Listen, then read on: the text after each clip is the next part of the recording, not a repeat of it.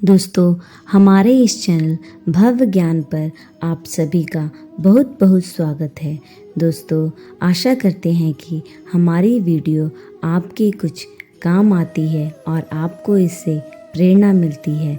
हमें भी प्रेरित करने के लिए आप हमारे चैनल को सब्सक्राइब कीजिए, लाइक कीजिए, कमेंट करिए और ज़्यादा से ज़्यादा शेयर कीजिए। तो दोस्तों, गीता में छिपा है जीवन जीने का सार। ते मनुष्य को गीता के उपदेश हमें अच्छे कर्म करने की शिक्षा देते हैं। महाभारत के युद्ध में भूमि में खड़े अर्जुन और कृष्ण के बीच संवाद से हर मनुष्य को प्रेरणा लेनी चाहिए। जब अर्जुन युद्ध भूमि में आते हैं तो अपने सामने पितामह और सगे संबंधियों को देखकर विचलित हो जाते हैं। तब भगवान श्री कृष्ण उन्हें सही राह, सही ज्ञान देते हैं। श्री कृष्ण अर्जुन को उपदेश देते हुए कहते हैं कि हे पार्थ, ये युद्ध धर्म और अधर्म के बीच है, इसलिए अपने शस्त्र उठाओ और धर्म की स्थापना करो। धर्म का पालन करना चाहिए। दोस्तों, गीता में कहा गया है कि क्रोध से भ्रम उत्पन्न होता है, जिससे बुद्धि व्यग्र हो जाती है।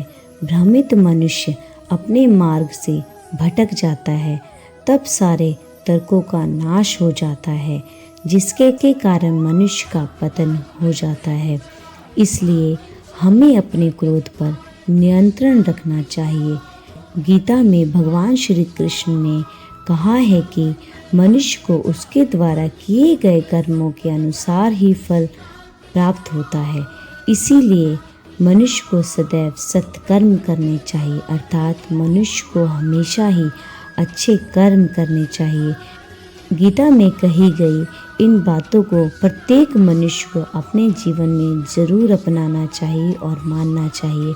भगवान श्री कृष्ण कहते हैं कि आत्म मंथन करके स्वयं को पहचानो, अर्थात आत्म खुद को पहचानो, क्योंकि जब स्वयं को पहचानोगे तभी क्षमता का आकलन होगा।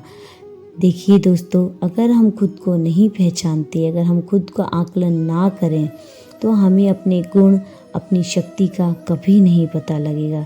इसीलिए हमें अपने आप को आंकना चाहिए और अपनी शक्ति को देखना चाहिए कि हम में कौन से गुण हैं। ज्ञान रूपी तलवार से अज्ञान को काट देना चाहिए, अर्थात हम में जितने भी गुण हैं अपने अवगुण को काट लेना चाहिए और उससे अलग कर देना चाहिए।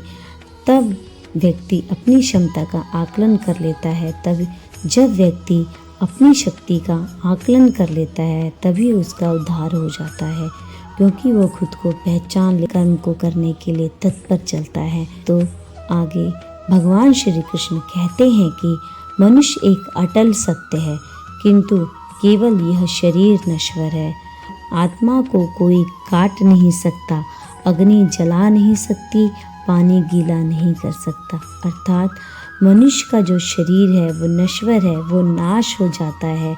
कभी बचपना, फिर जवानी, फिर बुढ़ापा, फिर उसका नाश हो जाता है। परंतु जो आत्मा है वो अमर है, आत्मा का कभी नाश नहीं हो। आत्मा को अग्नि जला नहीं सकती और ना ही पानी उसको गीला कर सकता है। जिस प्रकार हमारे शरीर को आग जला देती है और पानी गीला भी कर देता है। आगे जिस प्रकार एक वस्त्र बदलकर दूसरे वस्त्र धारण किए जाते हैं, उसी प्रकार आत्मा एक शरीर का त्याग करके दूसरे जीव में प्रवेश करती है। दोस्तों, आशा है कि आपको इस भागवत गीता के ज्ञान से कुछ ना कुछ प्रेरणा अवश्य मिलेगी और आप अपने जीवन में इससे प्रेरित होकर आप इसे ज़रूर अपनाएंगे। धन्यवाद। हमारे चैनल को सब्सक्राइब कीजिए, लाइक कीजिए, कमेंट कीजिए। धन्यवाद।